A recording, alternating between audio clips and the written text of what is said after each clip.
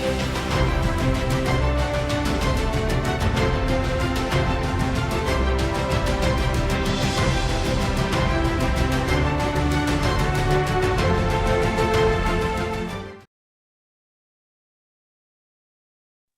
malam Bapak Ibu, dan saya bersyukur Tuhan menggerakkan saya, memampukan saya, menolong saya untuk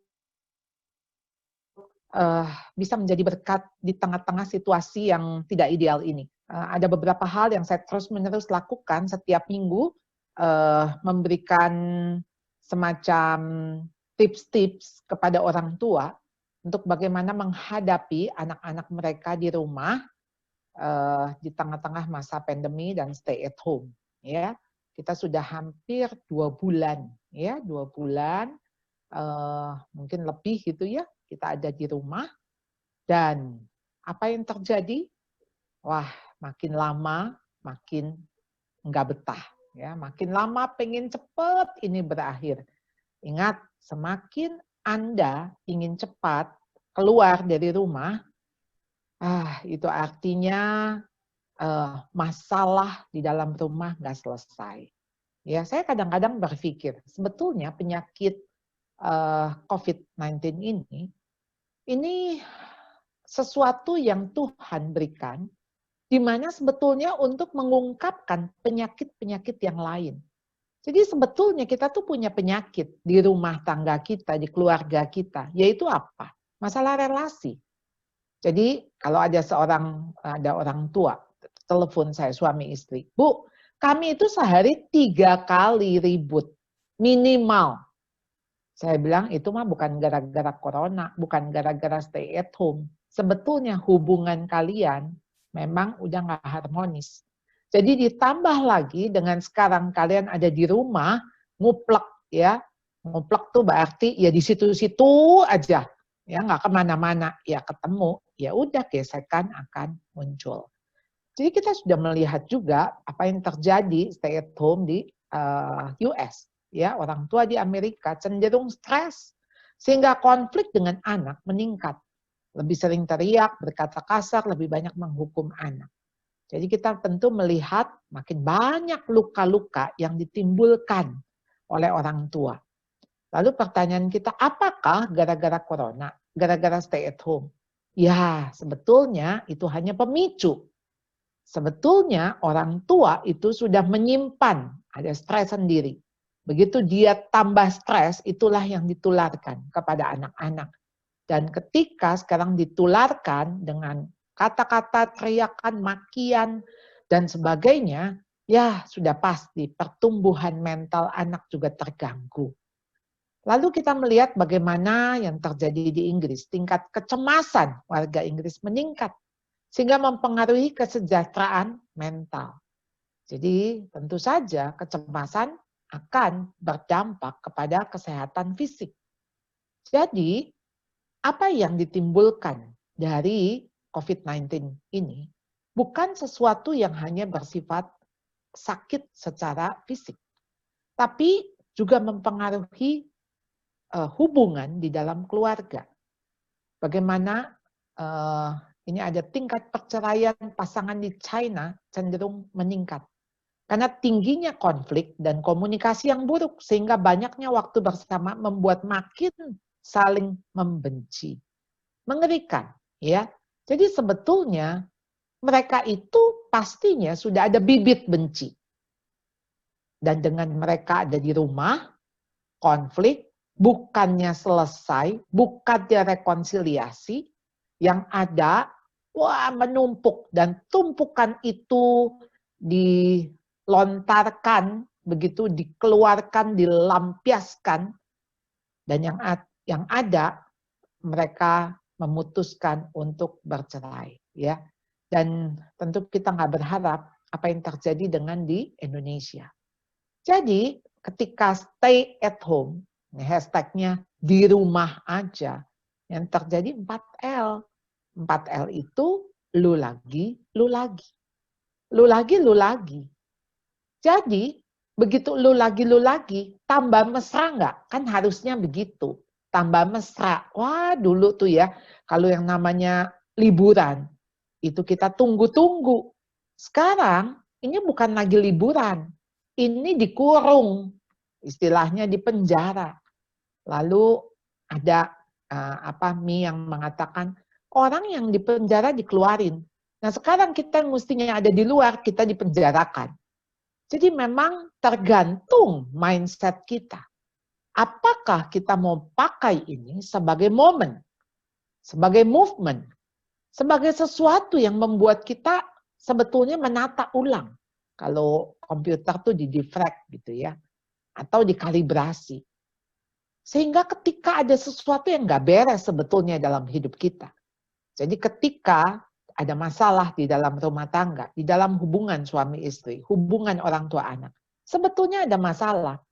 Tapi kelihatannya nggak ada masalah. Ya kenapa? Ya nggak ketemu. Nggak ketemu, ketemunya tuh cuma malam. Udah mau tidur, udah nggak sempet berantem. Mau berantem juga males, udah capek. Tetapi sekarang, wah energi ada, waktu ada, kesempatan banyak. Ya sudah, jadilah ribut. Baik suami istri, orang tua anak, ataupun antara saudara kandung. Jadi kalau kita melihat, ini sebetulnya yang Tuhan mau perbaiki. Akar masalahnya mau diberesin, dikorek ya sampai tuntas. Yang artinya kalau Anda tidak mau pakai ini menjadi kesempatan yang baik, Anda akan kehilangan kesempatan. Tentu ketika dikatakan virus ini akan menetap dan kita harus hidup berdamai dengan virus ini. Tetapi kondisi stay at home kan nggak selamanya. Ya bagaimana stay at home 2 tahun? Ya nggak mungkin. Artinya pemerintah nggak lama lagi akan membuka pelan-pelan, lalu kemudian ya mungkin kita lebih imun, atau akan ada new normal yang lagi ditata, disiapkan SOP-nya. Intinya di rumah aja itu pasti akan berakhir. Jadi mumpung belum berakhir, ayolah lakukan sesuatu. Ya, ketika ini kata new normal, saya katakan yuk di rumah aja. Bagaimana stay at home menjadi feel at home? Bagaimana menjadi betah? Kita nggak disuruh stay at house, tapi stay at home. Jadi nggak masalah house-nya kayak apa. Yang penting home-nya, suasananya. Buat apa rumah besar, mewah, tapi di dalamnya orang diem-dieman, nggak ngomongan. Wah pasti menyedihkan. Ya. Tapi mau rumah kecil, ya ketemu lu lagi begitu ya. Karena jarak 2 meter udah dapur. 2 meter lagi udah pintu depan. 2 meter lagi udah kamar. Tetapi dipenuhi dengan canda, dengan tawa, dengan keakraban. Wah, itu rasanya surga di dalam rumah gitu ya. Jadi kita merasakan, mencicipi surga itu. Feel at home, yang artinya yuk betah ya, betah. Nah, jadi betah itu saya melihat di KBBI, Kamus Besar Bahasa Indonesia, itu mengatakan tahan menderita di dalam satu situasi yang tidak menyenangkan. Jadi rupanya betah itu bagaimana Anda mengusahakan supaya Anda tahan ada di dalam situasi yang sekalipun nggak enak. Nah, situasi enak mah pasti kita betah gitu loh. Kalau situasi nyaman, pasti betah. Anda betah nggak tinggal di hotel? Ya betah pasti. Cuman kan yang nggak betahnya tuh bikin kita ya harus bayar gitu ya.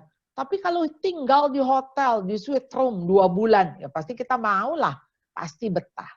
Nah ketika mesti dibetah-betahin, itu adalah satu situasi yang sebetulnya nggak enak, tapi kita memilih bagaimana supaya enak. Jadi memang betah itu saya coba memberikan satu singkatan, yaitu belajar tahan di rumah. Karena kita harus menjadi orang tua proaktif, pakai kata yuk belajar tahan di rumah. Kalau nggak penting, nggak usah keluar. Boleh nggak jalan-jalan depan rumah? Boleh. Tapi Pilihlah pagi hari yang sepi, nggak terlalu ramai, nggak padat. Itu pilihan. Kita mau sehat atau tidak. Kita mau waspada atau tidak. Jadi ketika kita memilih untuk bisa di rumah saja. Itu untuk supaya kebaikan kita nggak tertular dan kita tidak menularkan. Jadi sebetulnya ketika di dalam konteks sekarang ini, berapa banyak karakter yang bisa dipelajari oleh anak-anak, ya, oleh anak-anak di rumah belajar karakter. Karena melalui betah ini, sebetulnya saya membuat sebuah singkatan, ya. Jadi B-nya adalah berubah. Berubah untuk apa? Berubah menjadi lebih baik. Nggak ada orang tuh berubah kepinginnya lebih buruk. Itu namanya kayaknya bukan berubah, downgrade. Orang kalau mau bilang, aduh kamu berubah ya, pasti konotasinya adalah lebih bagus. Bisa nggak kita berubah lebih baik? Bisa, bisa. Tiap hari kita dihadapkan dengan keputusan yang harus kita buat. Minimal ada 600 keputusan. Aduh mau bangun pagi apa enggak ya? 5 menit lagi deh. Mau bangun sekarang atau mau tunggu 1 jam lagi tidur lagi. Saudara punya keputusan untuk merubah gaya hidup saudara. Ini tadi pagi ada staf saya yang cerita. Bu, ini istri saya itu nonton film Korea. Dan pasti berjilid-jilid ya episodenya. Masalahnya kan pagi nggak mungkin ada anak-anak mau belajar. Siang masak, terus Bu udah sibuk. Malamnya dia nonton Korea. Dan kalau sudah nonton sampai pagi, dan kalau sudah sampai pagi kan ngantuk. Nah, begitu ngantuk, marah-marah. Jadi stres. Nah, sebetulnya kita punya pilihan. Kita mau nonton atau nggak nonton. Jadi ketika yang mau dirubah apa sih? Ayolah berubah makin sabar. Kita memilih untuk kita tetap bersukacita. Kita bisa latihan disiplin dan self-control. Saudara, ketika kita melatih diri untuk self-control, pasti kita dihadapi dengan situasi yang sebetulnya kita cenderung mau melakukan itu. Jadi misalnya begini, saya itu suka sekali coklat, tapi saya diabetes. Nah, di sini self-control saya itu harus dilatih. Jadi bagaimana saya dilatih dengan ngeliat orang makan coklat, tapi saya nggak ikut nyomot, saya nggak ikut mencicipi. Lain halnya, misalnya begini, saya nggak makan daging babi. Lalu saya ditawarin sate babi enak, cukyok. Waduh, yang enak-enak, kata mereka. Lalu kemudian saya bilang, enggak ya, terima kasih. Itu saya nggak membutuhkan self-control. Karena memang saya nggak suka. Kalau saya nggak suka, saya nggak membutuhkan penguasaan diri untuk mengatakan no. Tapi justru di saat ini, self-control bisa Anda latih juga pada anak-anak. Ketika Anda makin sabar. Kenapa sabar itu makin? Karena memang sabar itu ukurannya, nggak ada batasnya. Sabar adalah tahan menderita tanpa batas waktu. Jadi kalau Anda mengatakan, habis kesabaran saya, sebetulnya Anda tuh nggak sabar. Bukannya habis kesabaran Anda. Karena yang namanya sabar itu panjang sabar. Dan kita melalui hal-hal yang susah, yang sulit, kita dilatih untuk sabar. Bagaimana kita juga memilih untuk tetap bisa bersukacita? Sukacita itu bukan happy. Ya, joy bukan happy. Happy itu tergantung situasi luar. Jadi kalau kita nonton film lucu, oh kita happy. Tapi joy itu sesuatu yang dari dalam. Jadi ketika dari dalam, itu yang menentukan keluar. Jadi bukan luar menentukan dalam. Ya, kalau kita tahu di Alkitab, ya di Filipi, surat Paulus kepada jemaat Filipi, Paling banyak kata sukacita di situ. Dan asal kita tahu bahwa kondisi Rasul Paulus waktu itu ada di dalam penjara. Tapi dia mengatakan bersukacitalah, bersukacita. Jadi ketika sukacita itu tentu kita bisa memperoleh dari mana? Ketika kita sendiri punya hati yang mau menerima situasi. Situasi yang kita nggak bisa ubah. Ini kan situasi yang datang dengan sendirinya, nggak kita harap, kita nggak rencanakan, ya. Tapi kita berada seperti ini. Misalnya katakan, gaji dipotong atau di PHK, bisa nggak sukacita?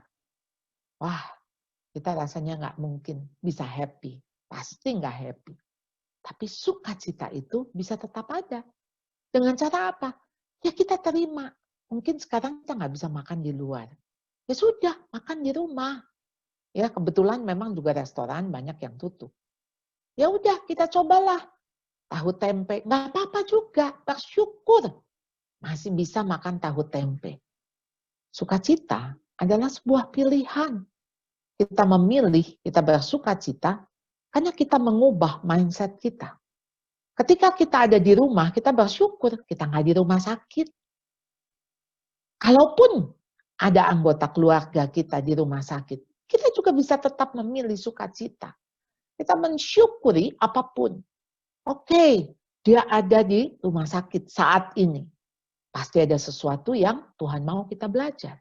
Kita hanya menanti-nantikan bagaimana anugerah Tuhan. Itu selalu tersedia. Ketika kita memilih sukacita, kita mau dekat dengan Tuhan. Karena dia sumber sukacita. Disiplin. Inilah saatnya kita belajar disiplin. Kita punya 24 jam waktu, ya. Jadi Anda bisa mengatur. Hari ini Anda bikin plan apa yang harus dilakukan. Sehingga Anda tidak seperti let it flow.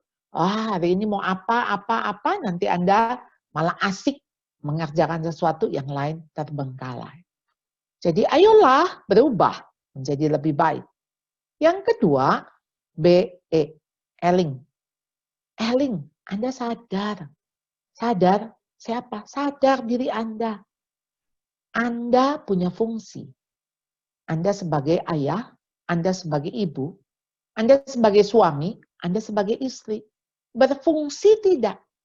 Mungkin selama ini ketika Anda lebih banyak sibuk di kantor, di luaran, fungsi Anda sebagai orang tua enggak berfungsi. Siapa sih yang menjadi orang tua buat anak quote unquote? Mungkin gurunya, mungkin susternya, mungkin mbaknya, mungkin temannya. Yang dimana dia bisa curhat, minta nasihat, tapi tidak kepada Anda. Berarti Anda tidak berfungsi. Saat ini saya melihat begitu banyak keluarga yang dysfunctional family. Kenapa? Karena mereka berpikirnya selalu pikir, ya udah, kan saya udah kasih uang, saya udah sekolahin anak saya udah kasih dia rumah yang baik. Udah mau mainan apa saya kasih. Oh, bukan itu. Anda tidak bisa digantikan dengan siapapun. Anda mau, Anda ditukar dengan ayah yang lain, dengan ibu yang lain. Pasti nggak mau. Kita bukan menuntut, tapi kita menuntun. Kalau yang ada selalu kita berpikirnya, saya punya suami, maka saya akan menuntut suami saya. Saya bukan sedang menuntut diri saya. Apakah saya sudah jadi istri yang baik buat suami saya? Saudara, begitu kita relasinya adalah being, menjadi, selalu pertanyaannya, apakah saya sudah menjadi ibu bagi anak saya? Apakah saya sudah menjadi ayah bagi anak saya? Apakah saya sudah menjadi anak yang taat kepada orang tua saya? Jadi bukan menuntut anak, bukan menuntut pasangan, tapi Anda sebetulnya sedang menuntut diri untuk apa? Untuk Anda menuntun. Nah, ini kata menuntun, sebetulnya seolah-olah jadinya kita ini lebih gitu ya. Sebetulnya kalau setiap orang berfungsi, jadi saling menuntun, alangkah indahnya bukan? Karena ketika menuntun, pasti kita berpegangan. Berpegangan, dan waktu kita menuntun, nggak ada cengkeraman. Namanya juga nuntun. Anda nggak akan cengkram, nggak akan menyakiti. Anda menuntun pasti dengan pelan-pelan. Anda menuntun dengan sabar. Nggak ada orang menuntun sambil lari. Itu namanya bukan menuntun. Pasti sambil jalan. Dan ketika Anda menuntun, Anda akan jalan bersama-sama. Jadi ketika Anda sadar fungsi Anda, keberadaan Anda, pasti Anda menghargai kebersamaan. Ingat, kita tuh nggak selalu bersama-sama. Bersyukur bisa makan bareng. Sebelumnya, sebelum pandemi ini, makan tuh siapa yang sempat duluan deh. Tapi sekarang, karena ada di rumah 24 jam, ya tinggal diatur. Mau makan jam 6, jam 7, jam 8, bisa duduk bersama-sama. Anda bisa ngobrol. Anda bisa menetapkan waktu untuk Anda bisa berdoa bersama, atau olahraga bareng. Kebersamaan tidak bisa dibeli berapapun harganya. Ayolah, Anda ada bersama-sama dengan mereka. Dulu kita bersama-sama dalam satu rumah, tapi tidak ada kebersamaan. Masing-masing sibuk. Tapi ketika Anda menuntun, pasti Anda nggak bisa dengan buru-buru. Karena menuntun itu harus dengan sabar. Mari, saling menuntun. Kadang-kadang kita juga perlu dituntun. Lalu kemudian yang ketiga, T, tertib. Tertib apa? Anda dikasih 24 jam. Bagi orang sibuk, 24 jam. Yang nganggur juga 24 jam. Masalahnya bukan soal nggak punya waktu. Tapi masalahnya nggak bisa ngatur waktu. Waktu itu sesuatu yang Tuhan berikan. Yang kita hanya bisa pakai. Kita nggak bisa saving, kita nggak bisa nyimpen. Karena waktu berjalan. Saya mau nyimpen 5 menit yang lalu, nggak bisa. Udah jalan. Jadi ketika waktu itu berjalan, nggak bisa di-stop, nggak bisa dihentikan, lalu kemudian ditabung, nggak bisa. Jadi misalnya, saya mau hari ini saya cuma 18 jam. Tapi saya mau besok, berarti saya punya waktu 36 ditambah 8 gitu ya. 18 jam, berarti sisanya berapa itu? 10, 18 juga. Nah, saudara, nggak bisa. Besok tuh cuma 24 jam juga. Jadi ayo saudara, kita bukan nggak ada waktu, tapi harus mengatur waktu. Cerdik dalam memanfaatkan waktu, dan cerdas dalam menangkap momen. Ini masanya di mana Anda sebetulnya dengan hidup slow down, Anda nggak terbirit-birit, nggak rush. Karena kalau sebelumnya kan berarti kita harus, waduh supaya nggak macet, pagi-pagi berangkat. Ya. Tapi kalau sekarang, Anda bisa bangun lebih siang, atau tetap pagi, dan Anda bisa melakukan banyak hal. Saya sendiri sadar, begitu ada di dalam masa pandemi ini, saya tahu banyak waktu yang saya bisa pakai dengan efektif. Jadi setiap pagi saya bangun di awal, seperti biasa. Kalau seperti biasa biasanya, tahu-tahu udah jam 6, saya harus segera siap-siap. Tapi sekarang, mulai dari 6:30 sampai jam 6:30, 7:30, itu betul-betul nikmat sekali. Lalu sementara belum pada bangun, ya sudah saya bisa terusin. Di mana saya mencoret-coret, saya menulis-nulis. Saudara, ini waktu mesti dipakai. Jadi kita nggak hanya biarkan ini berlalu secara kronologis. Ya, waktu itu kan memang bisa dibaca sebagai kronos, tapi waktu bisa dipakai sebagai kairos. Kesempatan. Ayo menangkap momen. Ya, ada satu film Dead Poet Society, di situ terkenal sekali dengan satu kata, seize the day. Ya, ayo rebut hari ini. Karena besok bukan punya kita. Kita tuh yang kita punya masa ini, masa sekarang. Besok, nanti, ya kalau ada, kalau kita bisa nyampe di besok. Tapi nyampe di besok juga kan kita bilangnya juga hari ini. Besok-besok, ya besok-besoknya lagi. Jadi, maukah Anda menjadwalkan? Jadwalkan, bisa ngobrol dengan anak. Jadwalkan, kapan bisa bermain sama anak. Ya, rasa-rasanya itu tinggal kita mau mengatur atau tidak. Jangan kita ngelewatin, oh tahu-tahu udah siang, ngapain ya, ngapain ya. Ya sudah, nonton. Ya sehari-hari hanya nonton, sehari-hari hanya baca berita virus corona, yang ada mah tambah stres. Ya, kalau udah stres nanti mah jadi seteruk ya. Nah, ayolah ya slow ya. Tapi ketika Anda slow, ingat Anda sedang melewati waktu. Jadi sambil slow, bukannya kita bermalas-malasan, tapi Anda seperti menata ulang hidup Anda. Ya, Anda bisa tidur lebih panjang sebetulnya sekarang.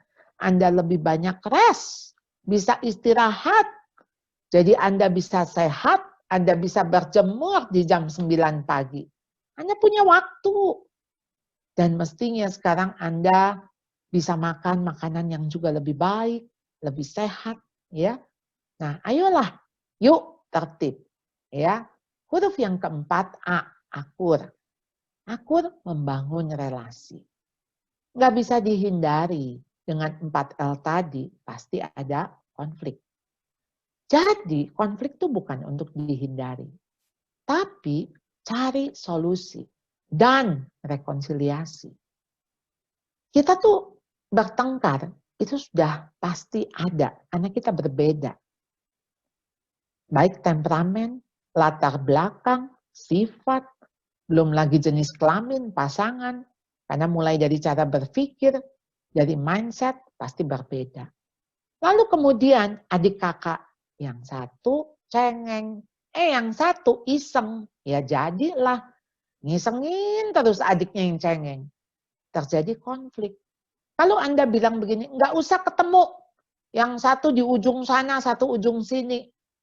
Ya, walaupun satu di ujung juga nanti dia lihat-lihatan, ketawa, lalu saling meledek, nangis lagi. Ya, jadi bukan itu solusinya. Bukan untuk peacekeeper. Kita ini dipanggil untuk peacemaker. Peacekeeper tuh begini, udah yang penting damai, yang penting tenang, yang penting gitu. Padahal dalam hati masih belum selesai. Masih ada apa ya, bara api. Nah, itu mah tinggal disulut. Disulut saja langsung terbakar, ya. Langsung meledak. Jadi, apa sih? Ini kesempatan apalagi untuk suami istri. Anda punya waktu sekarang malam hari. Oleh karena itu kenapa saya sarankan suami istri itu harus tidur di kamar sendiri. Ya, jadi nggak beramai-ramai. Jadi jangan jadikan ini semacam budaya, mumpung nih corona, udahlah satu kamar berenam. Boleh-boleh aja kalau itu 1 minggu sekali, ya 2 minggu sekali, tapi nggak tiap hari. Tiap hari itu Anda suami istri mesti tidur di kamar Anda. Ya, Anda sudah 2 menjadi 1. Ya. Kenapa anak-anak tidak boleh? Ya memang anak-anak harus punya kamarnya sendiri supaya dia tahu bahwa mama papanya itu punya privasi dan mereka harus menghargai privasi orang tua. Jadi, ketika Anda suami istri konflik, selesaikan sebelum matahari terbenam. Lalu Anda bilang, justru kami ributnya setelah matahari terbenam. Ya selesaikan sebelum matahari terbit. Pokoknya ukurannya matahari aja. Ya, bagaimana supaya segera berdamai. Nah, untuk adik kakak, kita bisa kasih lihat tentu. Ya kakakmu tuh memang iseng. Ya, iya dia iseng sih, ledekin aku, katain aku. Lah kan kamu punya telinga, bisa kamu tutup pakai tangan. Kamu punya pilihan untuk tidak mendengar. Kamu punya pilihan untuk masuk kuping kiri, keluar kuping kanan. Dan kamu punya pilihan juga kalau itu dimasukin ke hati kamu. Mau dimasukin atau nggak dimasukin ke hati, itu pilihan. Jadi ketika kakakmu ngata-ngatain, godain, ya nggak usah dimasukin ke hati. Karena hanya kamu yang bisa memutuskan untuk kata-kata itu kamu ambil menyakiti hatimu atau tidak. Lalu sementara si kakak yang suka ngiseng, kita bilang, adikmu itu sensitif. Adikmu tuh perasaannya halus. Nggak usah kamu kata-katain. Mata kamu mendelik-delik, ya, lalu merem-melek, itu aja buat dia udah semacam kayak dihina gitu ya, diledekin, diremehkan. Nah, jadi kita ngajarin si kakak juga harus punya empati. Empati itu adikmu loh. Ini kalian tuh kakak beradik, seumur hidup akan jadi kakak beradik. Gak bisa putus hubungan. Wong namanya kakak adik kok, pasti sedarah itu. Kita dengan teman bisa satu hari kita nggak berteman lagi. Mungkin karena jarak yang jauh, ya yang satu di kutub utara, satu kutub selatan, udah kita nggak berteman lagi. Tapi yang namanya saudara, berteman terus, walaupun satu di kutub utara, satu di kutub selatan. Tetap saudara, kita akan mengatakan saya punya saudara di situ. Kami berapa? 5 bersaudara. Yang nggak akan disebut, oh yang satu karena sudah ada di kutub, kami anggap nggak ada ya, jadi sekarang kami berempat. Enggak, kita pasti akan mengatakan kami berapa bersaudara. Jadi ayo, konflik itu diselesaikan, harus akur.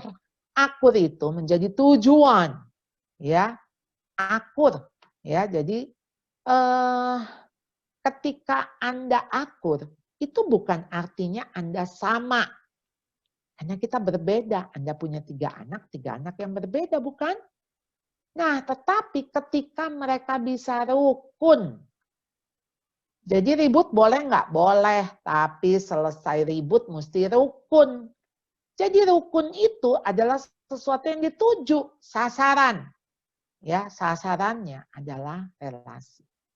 Yang kelima, hak, ya, home. Ya, bagaimana menciptakan suasana. Kita mengenal namanya home sweet home. Bukan house sweet house. Ya, mungkin kalau rumah mewah udah biasa, rumah bagus biasa.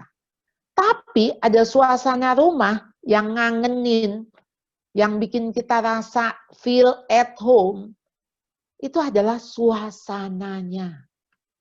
Kenapa ketika Anda sudah dewasa, pingin makan sambal bikinan mama?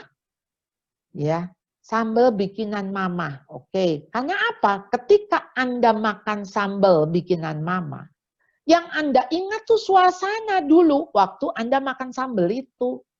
Dan itu yang membuat Anda merasa, aduh seperti di rumah ya. Kembali ke rumah. Dan setiap kita sebetulnya membutuhkan rumah.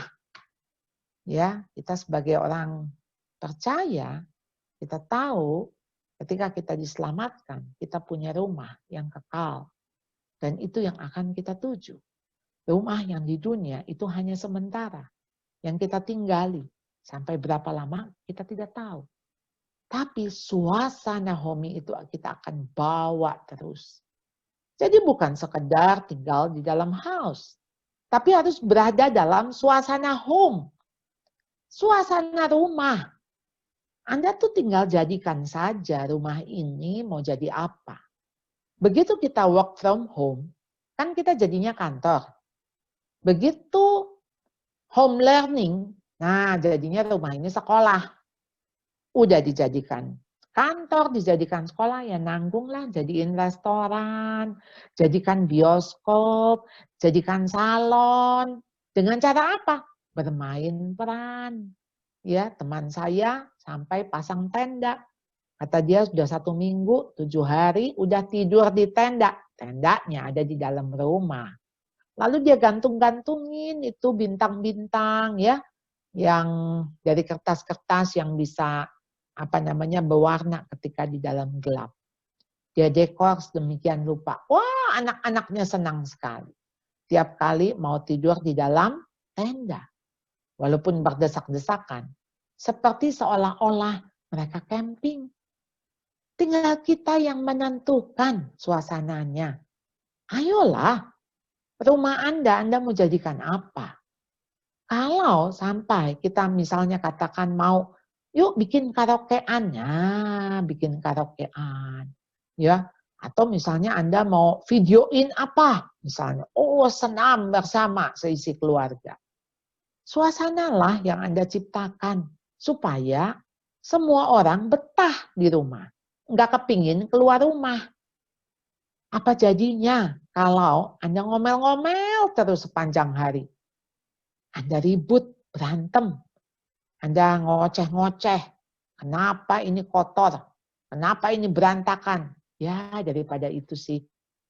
Kayaknya nggak works ya. Dan nggak works. Lebih baik tuh yang berantakan singkirin. Anda tutup aja pakai spray. Udah.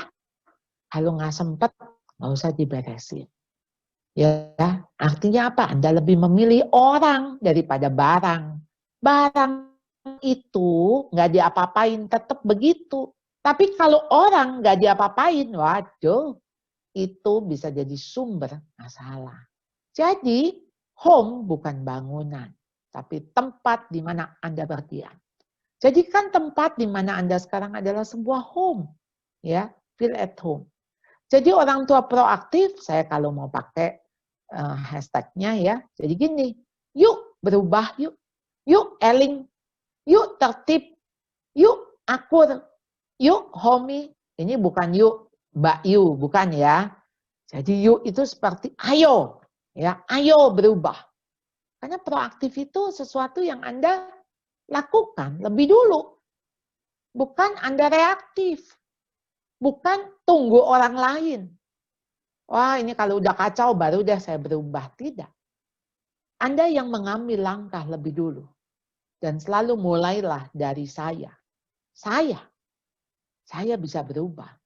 Saya bisa eling. Saya bisa tertib. Saya bisa akur. Saya bisa menciptakan ini menjadi home. Ada satu puisi Khalil Gibran. Salah satu puisinya Khalil Gibran. Yang berjudul Anakmu Bukanlah Milikmu. Anak adalah kehidupan. Mereka sekedar lahir melaluimu, tapi bukan berasal darimu. Walaupun bersamamu, tetapi bukan milikmu. Curahkan kasih sayang, tetapi bukan memaksakan pikiranmu. Karena mereka dikaruniai pikirannya sendiri. Berikan rumah untuk raganya, tetapi tidak jiwanya. Karena jiwanya milik masa mendatang. Yang tidak bisa kau datangi, bahkan dalam mimpi sekalipun. Bisa saja mereka mirip darimu. Tetapi jangan pernah menuntut mereka jadi sepertimu. Sebab kehidupan itu menuju ke depan dan tidak tenggelam di masa lampau. Kaulah busur dan anak-anakmu lah anak panah yang meluncur. Sang pemanah maha tahu sasaran bidikan keabadian. Dia menantangmu dengan kekuasaannya hingga anak panah itu melesat jauh serta cepat. Meliuklah dengan sukacita dalam rentangan sang pemanah. Sebab dia mengasihi anak-anak panah yang melesat laksana kilat. Sebagaimana pula dikasihinya busur yang mantap. Jadi di sini jelas Khalil Gibran sedang mengatakan siapa sang pemanah? Jelas Tuhan. Tuhan tahu sasaran bidikan yang dia mau tuju. Anak ini besar jadi apa? Tuhan tahu. Dan Tuhan sudah punya rancangan. Tuhan sudah punya rencana. Tetapi dia pakai busur. Untuk bisa anak panah itu melesat jauh serta cepat. Dan busur itu kitalah orang tua. Tentu Anda ketika di stretch, ya, Anda direntangkan, sakit nggak? Sakit. Itu bayangan saya, ada sakit. Tetapi sangat bersukacita ketika anak panah itu melesat jauh, cepat, tepat. Nah, di sini yang hebat bukan busurnya, tetapi ada tangan Tuhan yang melepas busur itu. Maukah kita sebagai busur daripada sang pemanah, kita adalah rekan kerja Allah. Dan Tuhan mau memakai kita. Jadi ketika kita adalah busur, ya, you are the bows from which your children as living arrows are stand forth. Melalui busur itu, anak kita dilepas. Jadi anak adalah milik Tuhan. Diciptakan untuk sebuah tujuan. Tujuannya apa? Hanya Tuhan yang tahu. Saya yakin waktu Pak Jokowi masih kecil, orang tuanya mungkin saja ya, nak kalau kamu jadi presiden. Tapi ya sesederhana ibu-ibu, ya apalagi ibu-ibu jadul, kan ini ibu-ibu pejuang ya, karena kan yang generasinya berarti sebelum baby boomers. Lalu kemudian si ibu ini cuman bilang, nak kalau kamu jadi orang ya, nanti kalau kamu dapat jabatan, kamu dikasihkan amanah. Nah, mungkin nasihatnya begitu. Nah, saudara, kita juga nggak pernah tahu anak kita bakal bagaimana. Tapi maukah Anda percaya, anak Anda tuh diciptakan nggak asal-asalan. Anak Anda diciptakan bukan asal jadi, asal ada. Tidak. Ada tujuan. Dan Tuhan mau memakai kita, orang tua, menjadi kawan sekerja Allah. Wow. Luar biasa, siapa kita? Jadi partnernya Tuhan. Ketika anak-anak ini adalah panah kehidupan, anak panah kehidupan. Anak panah ini harus diasah supaya dia dilepas, melesat, pesat, dan cepat. Dan orang tua adalah busurnya yang direntang, sang pemanah. Ketika busur itu direntang, anak panah itu siap untuk dilepaskan. Ketika Tuhan memberi Anda anak, artinya memberi sebuah kepercayaan. Ketika Anda diberi kepercayaan, ingat, pasti Anda akan diberi kemampuan. Ketika Anda diberi kemampuan, pasti Anda disertai dengan kekuatan. Kenapa? Karena Tuhan yang memiliki anak Anda. Dia punya tujuan. Dia punya rencana. Karena segala sesuatu nggak kita pandang sebagai sisi negatif saja. Di balik sisi negatif pasti ada yang positif.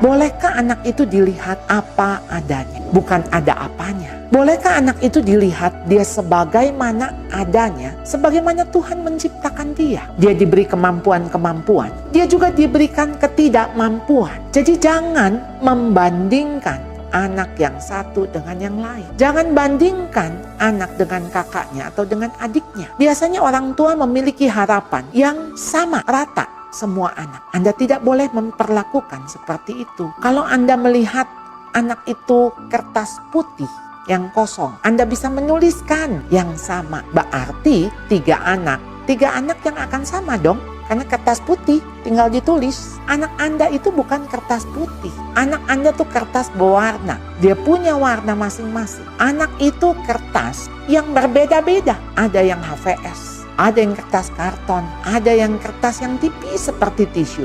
Ingredients-nya berbeda. Ya Anda bisa bayangkan kalau kertas itu berbeda-beda. Ada yang ditetesin air, sudah hancur. Ada yang ditetesin air, oh tinggal dikeringkan. Ada yang ditetesin air, nggak ngefek. Jadi ketika berbeda kertas yang satu dengan yang lain, Anda berarti memperlakukannya juga berbeda. Demikian juga anak-anak.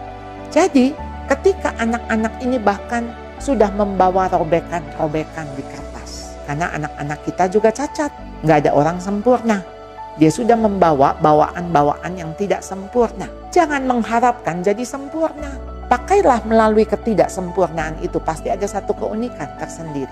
Karena segala sesuatu nggak kita pandang sebagai sisi negatif saja. Di balik sisi negatif pasti ada yang positif. Jadi marilah kita lihat yang positifnya. Jadi tergantung nanti dia akan jadi apa. Pasti Tuhan punya tujuan. Jadi dia diberi kemampuan karena ada tujuan. Diberi ketidakmampuan karena itu tidak diperlukan untuk tujuan itu. Jadi kita orang tua tidak perlu punya harapan bahwa anak serba bisa. Anak mampu segalanya. Anak harus bisa. Tidak Tidak perlu. Kita juga orang tua, nggak bisa semuanya bisa. Kenapa jadi kita nuntut anak harus bisa? Marilah kita menjadi orang tua proaktif dan objektif. Silahkan, Alen.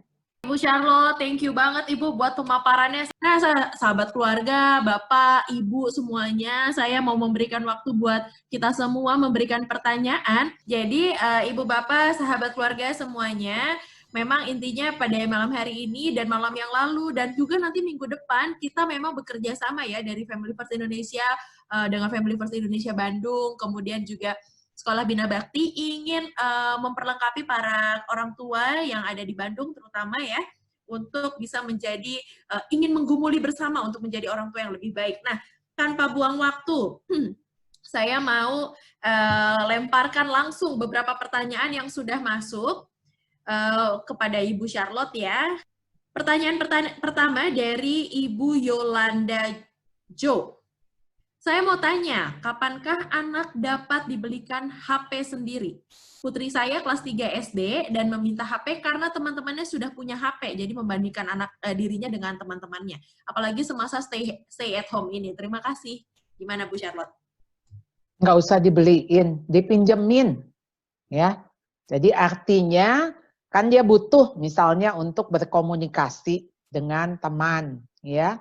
Atau misalnya ketika memang dia harus belajar dari gadget, nggak apa-apa, jadi dipinjamkan. Jadi kepemilikannya itu tetap pada orang tuanya.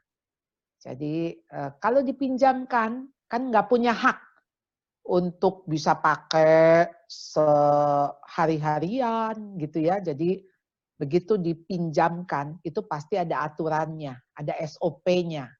Nah tinggal Anda yang mengatur.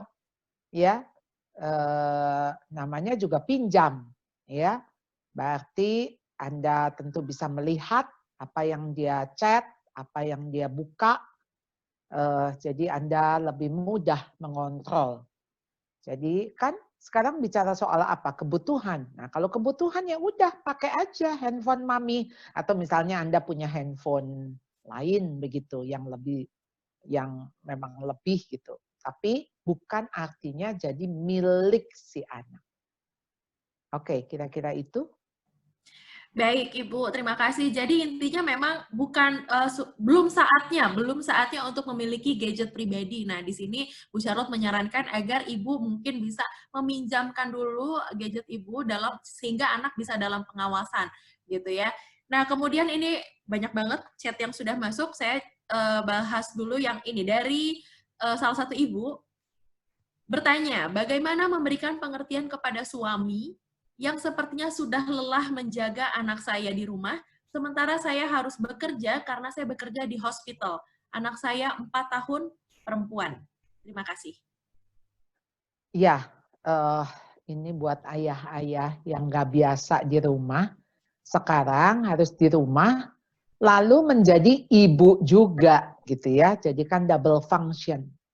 Jadi kalau ayah-ayahnya lelah, ini kan lelahnya bukan hanya fisik, tapi lebih kepada lelah jiwa. Ya sudah, kita yang harus bisa nerima gitu ya. Jadi ketika kita bisa nerima, dia ngoceh-ngoceh, marah, ngeluh, bersungut-sungut, pokoknya menguras lah ya, menguras emosi kita. Terima dulu.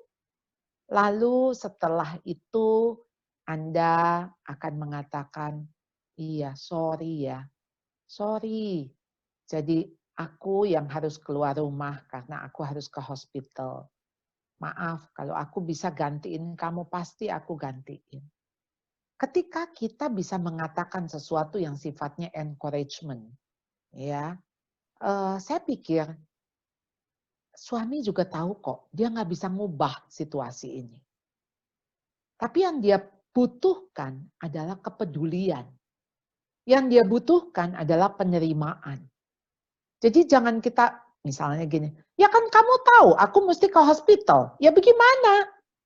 Ya memang harus dihadapin, itu kan anak kamu. Ya kenapa kamu bisa, gitu ya, maksudnya jadinya diomelin gitu ya. Ini kok orang udah lelah, dia tidak membutuhkan omelan. Yang dia membutuhkan adalah kata-kata yang bisa meneduhkan, ya. Atau misalnya Anda bilang, ya sudah, jadi bagaimana sebaiknya? Aku nurut aja, gitu ya. Nah, jadi ada kata-kata yang kita seperti kayak, ya udah, decision-nya itu di kamu deh, kamu yang decide. Mungkin juga si suami akan bilang, ya sudahlah, udah mau apa lagi, gitu.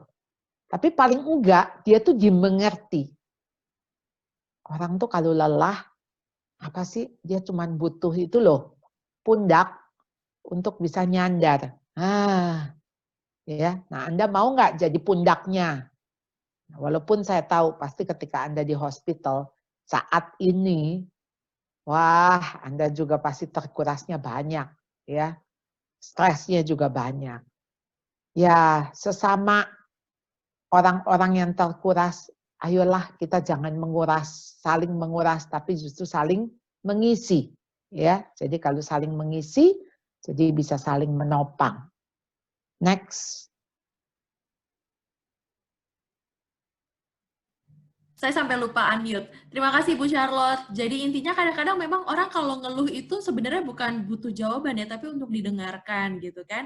Jadi mungkin ketika dijawab bisa lebih kata-kata penguatan, mungkin juga bisa mengucapkan terima kasih atas waktu yang sudah diberikan gitu ya Bu Charlotte ya. Dan maaf juga gitu. Nah, untuk berikutnya dari Ibu Nilam Sari. Ya, ini saking banyaknya. Jadi, oke. Akadia Nilam Sari. Untuk mengajak diskusi, cari solusi sama anak-anak setelah berantem itu usia berapa sebaiknya ya? Apakah usia dini sudah dapat diajak diskusi? Bisa. Jadi tentu ketika anak Anda sudah bisa bicara, pasti bisa diajak diskusi. Jadi ketika mereka apa misalnya konflik biasa di antara anak berebut mainan, Anda harus kasih mereka sebetulnya suatu klausul, ya, aturan main. Anda harus mengatakan nggak ada barang apapun di dunia ini yang melebihi hubungan kalian. Jadi kalau gara-gara barang itu kalian jadi berantem, ya, hubungan kalian jadi rusak, maka barang itu harus disingkirkan. Ya. Misalnya berebut apa? Boneka. Maka boneka singkirkan sampai kalian enggak ributan lagi. Wong apa juga bisa direbutin, itu sampai gede, Alen. Kalau mau bilang rebutan nanti sampai harta warisan juga direbutin. Jadi kita latihan untuk apa sejak kecil? Latihan berbagi, latihan peduli kepada orang lain. Jadi selama kamu egois, mau hidup di dunia manapun nggak ada tempat buat orang egois. Dan sebetulnya rumah itu menjadi latihan bagi anak, karena lingkungan sosial yang paling kecil, untuk nanti bagaimana hidup di masyarakat. Bagaimana dia menghadapi orang lain? Latihannya menghadapi saudara kandung. Jadi kenapa mesti selesai? Dan ingat, Anda tidak boleh membela salah satu. Karena ketika terjadi pertengkaran, apapun itu, dua-duanya salah. Ketika dua-duanya salah, Anda hadapi itu satu-satu. Anda selalu bilang, apa yang kamu lakukan? Jadi jangan tanya, kamu diapain? Nah, yang ada nanti ngadu. Semua aduan pasti ada motif. Harus melapor, bukan mengadu. Nah, jadi ketika mereka melapor, apa yang mereka lapor yaitu diri mereka. Kamu apa yang kamu lakukan? Ya aku cubit Dedek. Tapi kan Dedek pukul aku dulu. No. Dedek nanti urusan lain. Jadi apa yang kamu lakukan? Kamu tadi cubit. Nah, kembali kepada si Dedek. Si Dedek bilang, ya aku kan cuma pukul, tapi tadi aku dicubit lebih kencang, lebih keras. Nah, udah enggak. Kamu mukul tadi. Nah, ketika dua-dua ini kan punya peran. Sehingga terjadi berantem tadi. Nah, harus apa? Saling minta maaf. Ya, Dek, maafkan tadi aku udah cubit. ya, aku sudah cubit, jadi dedek sakit. Nah, minta maaf itu, maukah kamu memaafkan kakak? Gitu ya. Nah, si adik juga, tadi aku pukul, ya, sehingga kakak sakit. Maukah kakak memaafkan? Jadi sebetulnya masing-masing punya tanggung jawab untuk bisa terjadinya rekonsiliasi. Ya. Nah, di sini orang tua penting sekali untuk menyelesaikan, ikut andil menyelesaikan. Bukan intervensi yang udah gini, udah diam-diam, udah masing-masing masuk kamar satu-satu. Ya, itu sih bentar lagi juga perang dunia lagi gitu. Jadi ayolah, konflik itu berguna kok. Karena makin konflik kita jadi makin kenal. Ya, setelah makin kenal kan makin sayang. Tujuannya ke situ. Ya, kalau nggak konflik memang nggak kenal. Kayak kita aja sama tetangga nggak konflik ya nggak kenal.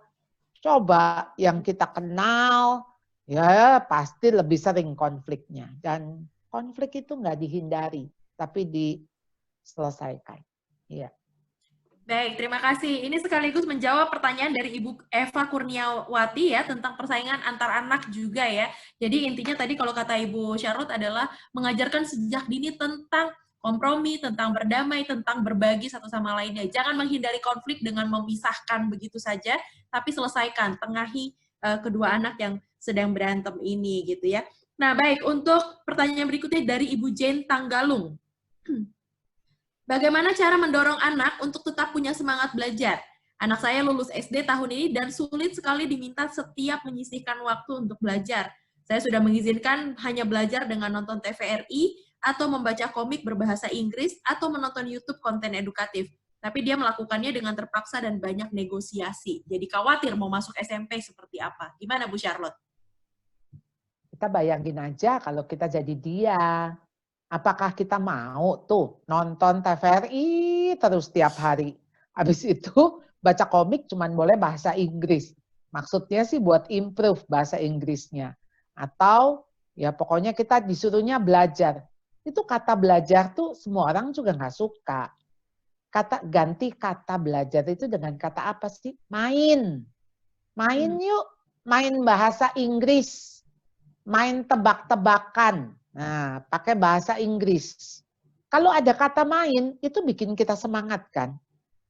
Coba dulu, Alen, waktu main. Mau nggak? Lagi main disuruh pulang. Nggak mau. Kalau bisa main itu sepanjang segala abad gitu ya. Maksudnya kita mau selama-lamanya main. Tapi kalau belajar, yuk belajar ini udah tuh suasana di kepala kita tuh kayaknya lagi asap gitu ya. Jadi kayaknya kita tuh ya ampun, ini pasti serius gitu ya. Kenapa? Karena belajar itu ada tuntutan. Jadi di dalam belajar itu kita dimasukkan ke dalam situasi yang tadi Ibu bilang terpaksa. Ya iya, nggak ada orang yang hobi belajar. Ada sih, tapi kayaknya itu manusia langka gitu ya. Hobinya belajar gitu ya. Ini secara overall, secara umum, anak-anak senangnya main. Oke, boleh nggak sih dia dikasih juga kebebasan untuk membuat keputusan. Ketika kamu melakukan ini sekian jam, kamu nanti boleh sekian jam. Gitu loh. Boleh bebas. Kalau semuanya diatur, wah itu belum masuk SMP, udah stres dulu. Padahal SMP nanti jauh lebih stres. Ya sudah, nggak usah stresnya dibagi ke depan gitu loh. Maksudnya kayak misalnya sekarang mau libur bentar lagi, lalu kita bilang belajar supaya nanti SMP-nya lebih gampang. Laila belum susah, udah disuruh susah duluan gitu ya. Kayaknya kesusahan nggak usah diambil dulu deh, ya. Nanti toh ada waktunya kesusahan itu ada. Yang Anda mau kan supaya stamina atau minat belajar itu tetap ada. Dan belajar itu menurut saya kok, ayolah jangan semuanya yang textbook, yang konten. Belajar karakter tuh belajar. Belajar soft skill tuh belajar. Belajar skill itu belajar. Ayo dong yang semangat. Belajar bikin kue gitu kan. Belajar apa misalnya? Kalau anak perempuan apa tuh, Len? Ya, kalau anak perempuan tuh belajar apa? Coba, misalnya bikin apa? Kristik atau apa? Art Saya gitu suka gitu ngajarin kali. origami, Bu, origami. Origami misalnya gitu ya. Ya belajar sesuatu yang, apalagi sekarang ya kayaknya di YouTube apa juga ada gitu ya untuk belajar. Ya anak Anda mau, aduh aku mau belajar ukulele gitu. Tapi kan kata belajar kalau itu, aku mau main ukulele, ya udah beli ukulelenya, belajarlah dari YouTube. Ya ini tadi siang teman saya mau bikin nasi ulam. Gimana caranya? Tinggal buka YouTube, lihat bikin nasi ulam bagaimana gitu ya. Jadi, wah sekarang ini tuh bisa apa saja lakukan. Jadi nggak usah dia duduk manteng di depan TVRI, membosankan buat dia. Nah, cari kegiatan yang lebih bermanfaat, berdampak, dan ajak dia untuk mengambil keputusan. Jadi dia diajak untuk make decision, buat pilihan. Ya, jadi udah mulai setengah-setengah, 50-50. Anda yang tentuin ini, dia juga boleh tentuin yang mananya juga gitu loh. Jadi jangan semua Anda atur. Ya. Baik. Terima kasih Ibu Charlotte. Jadi ini penting juga ya bahwa intinya melibatkan anak, jangan kita tuh seperti full kontrol dari kita dan lupa tentang minat bakat dari anak. Ini sekaligus menjawab pertanyaan dari tadi saya lupa Bapak yang mana ya, berbicara tentang proaktif. Proaktif itu tidak otoriter ya Pak. Nah, Bu, berapa pertanyaan yang masih bisa Ibu jawab nih Bu? 2? Ya, boleh. 2 ya, oke. Ya. 2 nih pertanyaan dari NTT nih Bu ya, jadi saya mau bacakan. Dari Bapak Edi Sula Kupang NTT. Itu tadi minta materi. Ini pertanyaan dari Ibu Miriam Lonto. Bagaimana cara bagi orang tua untuk meningkatkan rasa percaya diri pada anak yang berusia 6 tahun? Rasa percaya diri itu diperoleh ketika dia diterima. Jadi nomor 1, ibu harus menerima anak ini apa adanya, bukan ada apanya. Jadi self-acceptance itu harus ada dulu. Begitu dia diterima, maka dia punya gambar diri juga jadi positif. Image dirinya positif karena diterima. Mau hidungnya pesek, mau matanya sipit, mau kulitnya gelap hitam, dia merasa it's okay, nggak apa-apa karena aku disayang oleh mama papa. Jadi pada anak-anak, apalagi usia 6 tahun, dia nggak akan menilai, oh kalau kulitnya putih, cantik, rambutnya panjang, bulu matanya lentik, itu baru cantik. Enggak. Buat dia giginya ompong aja, ya udah umur 6 tahun kan biasanya mulai ompong tuh, ya dia juga akan tersenyum, tertawa, gembira dan memperlihatkan gigi ompongnya. Jadi buat dia nggak sampai kayak ditutupin gitu ya bibirnya sampai ompongnya nggak kelihatan, ya enggak, sama dia dikasih lihat ompong, pede kan? Kenapa? Karena self-image-nya positif. Itu akan membangun self-esteem. Kalau self-esteem-nya udah tinggi, bisa punya self-confidence. Jadi urut-urutannya itu dulu. Dan waktu dia memasuki usia SD, itu self-esteem dibangun. Ya, dibangun. Bagaimana anak itu membangun self-esteem dia, enggak terlalu tinggi, juga enggak terlalu rendah. Pas. Dari mana estimasi kita? Ya, estimasi. Kita menghargai diri kita. Kecuali kita di hadapan Sang Pencipta. Jadi ketika anak disadarkan, dia diciptakan itu the one and the only. Satu-satunya. Nggak ada duplikat. Nggak ada yang nyamain. Biasanya kalau satu-satunya jadi mahal kan? Betul nggak, Len? Kalau kita beli barang, cuma satu-satunya nih, limited nih. Wah, itu harganya mahal sekali. Nah, Tuhan itu menciptakan kita, itu satu-satunya. Dan itu yang kita ngomong ke kuping anak. Kamu itu satu-satunya Allen, yang model Allen gini, kayak gini di dunia. Cuma Allen loh. Mungkin nama Allen banyak, tapi Allen yang kayak gini cuma satu. Dan Tuhan ciptakan kamu spesial. Ya, spesial bukan sapisial. Ya, nah, spesial, khusus, satu-satunya.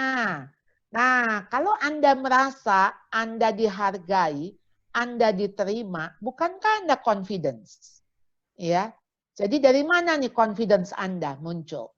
Karena ketika Anda tahu Anda nggak akan dikritik, nggak akan dihakimi, kemudian dimarahin. Nah, kalau udah ada rasa tidak aman, tidak nyaman, nggak mungkin bisa confidence.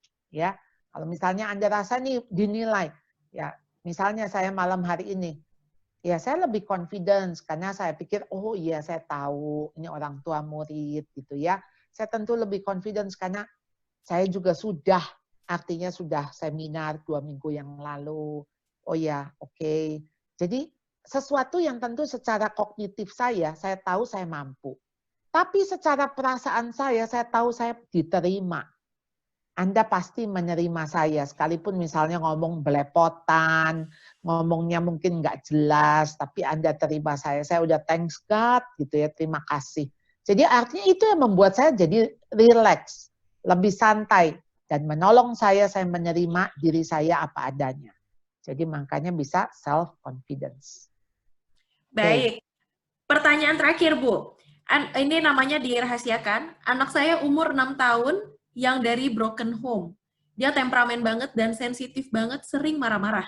Bagaimana cara untuk mengetes apakah mental anak masih sehat atau perlu bimbingan spesial? Atau jika perlu pergi ke psikolog? Apakah ada alamat atau rujukan psikolognya? Gimana Bu Charlotte? Ya kalau Anda lihat dia udah temperamental, sering marah, ya ada anger yang nggak selesai, ya berarti memang Anda sudah sadar akibat broken home itu adalah kerusakan pada mental anak. Jadi kenapa home itu jadi broken? Ya mestinya kan home itu tuh nggak broken. Bisa bayangin coba rumah terbelah 2 gitu ya. Wah, dia disuruh ke kiri, suruh ke kanan. Lalu sekarang dia kehilangan mungkin salah satu salah satu orang tuanya. Ya, saya bisa membayangkan pasti ada kemarahan yang dipendam. Nah, apakah butuh tenaga konselor atau psikolog? Ya, bisa-bisa saja. Tetapi sebetulnya yang dia butuhkan bukan pertolongan secara profesional. Yang dia butuhkan bagaimana kekosongannya itu, lubangnya itu Anda tambal. Jadi memang mau nggak mau, Anda harus minta maaf dengan anak. Apapun yang sudah terjadi, memang sudah lewat. Nggak bisa mau diulang, nggak bisa. Tapi Anda harus punya sikap yang artinya Anda menyesal itu harus terjadi. Pertama-tama Anda mesti rekonsiliasi dengan diri Anda. Anda mengampuni pasangan Anda, apapun kesalahan dia. Ya. Nah, ketika Anda udah beres, pasti bawaan Anda juga tenang. Pasti bawaan Anda juga enggak emosi. Ya. Anda juga bisa humble. Kalau Anda sudah bisa tenang, Anda bisa bicara dengan anak Anda. Sama-sama yuk. Ini kalau ditanya, Mama ini enggak? Mama juga rasa, entah Mama, entah Papa gitu ya. Juga ini, tapi Mama minta tolong sama Tuhan. Yuk kita berdoa yuk. Jadi begitu anaknya marah, enggak dibentak-bentak. Tapi diajak berdoa. Ya, peluk anak. Ya, saya rasa itu jauh lebih works dibandingkan dibawa ke psikolog, ya, yang artinya tentu ada nggak impact-nya? Mungkin ada. Tapi kok sebetulnya kan masalahnya dibuatnya sama Anda. Ya obatnya ya Anda gitu loh. Jadi maksudnya ya jangan dilempar lagi untuk orang lain yang membereskan. Ya sambil terus minta pertolongan Tuhan. Pasti Tuhan menolong. Ya. Baik, terima kasih. Jadi diutamakan ibu dulu ya, mungkin bisa meminta maaf, kemudian diajak bicara, meluangkan waktu lebih banyak dengan dia sebelum nanti memutuskan untuk ke psikolog atau tidak. Pada Ibu Krisna, kami persilakan. Baik, terima kasih Ellen buat waktunya. Terima kasih Papi Mami, Bapak Ibu semuanya. Kita bersyukur malam hari ini memperoleh pencerahan yang sungguh teramat luar biasa. Bu Charlotte luar biasa menjelaskan secara gamblang apa yang memang harus kita lakukan sebagai orang tua untuk bisa menjadi orang tua yang proaktif dan juga objektif gitu ya. Saya beberapa mencatat di antaranya, walaupun saya yakin Bapak Ibu juga sudah memperoleh banyak hal masing-masing, tapi beberapa catatan saya yang pertama adalah ternyata di masa pandemi COVID-19 ini justru Tuhan hendak menyingkapkan adanya banyak penyakit-penyakit tanda kutip ya, penyakit-penyakit dalam diri kita selaku orang tua. Mungkin tidak sabar, mungkin marah-marah, suka konflik, suka menyalahkan anak, memberi teladan yang tidak baik dengan ketidakakuran kita dengan pasangan kita. Makanya tadi Bu Charlotte memberikan supaya kesempatan ini membuat kita bisa semakin mawas diri dan menata ulang atau restorasi diri untuk mengintrospeksi bagaimana kita selama ini berperan sebagai orang tua. Kemudian kita dikasih bekal tentang bagaimana belajar tahan di rumah. Selain akronim ya, tadi Bu Charlotte menyebutkan betah itu belajar tahan di rumah. Yuk kita tahan di rumah, ini kesempatan yang langka. Ini anugerah yang indah kalau kita bisa melihat dengan mindset yang benar ya. Supaya kita benar-benar bisa B-nya, betah tadi berubah, lebih positif, lebih mampu menghadirkan sukacita. Kemudian eling, E-nya, eling itu fungsi kita lakukan dengan baik. Ada banyak orang tua hanya sekedar bersatu sebagai orang tua, tetapi tidak berfungsi dengan benar selaku orang tua. Eling itu artinya ingat itu. Kemudian T-nya adalah tertib. Kita semua dikasih waktu yang sama oleh Tuhan. Bukan nggak ada waktu, tapi seberapa besar, seberapa mampu kita untuk bisa dengan cermat dan cerdik menggunakan waktu itu khususnya untuk mendampingi putra-putri anugerah Tuhan yang Tuhan sudah anugerahkan dalam kehidupan kita sehari-hari. Kemudian A-nya adalah akur, bagaimana kita bisa bukan menghindari konflik, tetapi kita bisa justru membangun hubungan yang baik ketika ada konflik, bisa kemudian berrekonsiliasi. Dan yang terakhir hanya betah itu adalah home gitu ya. Kita ciptakan suasana yang nyaman, yang penuh kasih, penuh cinta. Dan itu semua bisa kalau kita tentu saja melibatkan Sang Pencipta anak kita, yaitu Tuhan sendiri. Itu aja Bapak Ibu yang bisa saya sarikan sedikit, tapi saya yakin kita beroleh banyak sekali pada malam hari ini dari penjelasan yang sudah Ibu Charlotte Priatna berikan.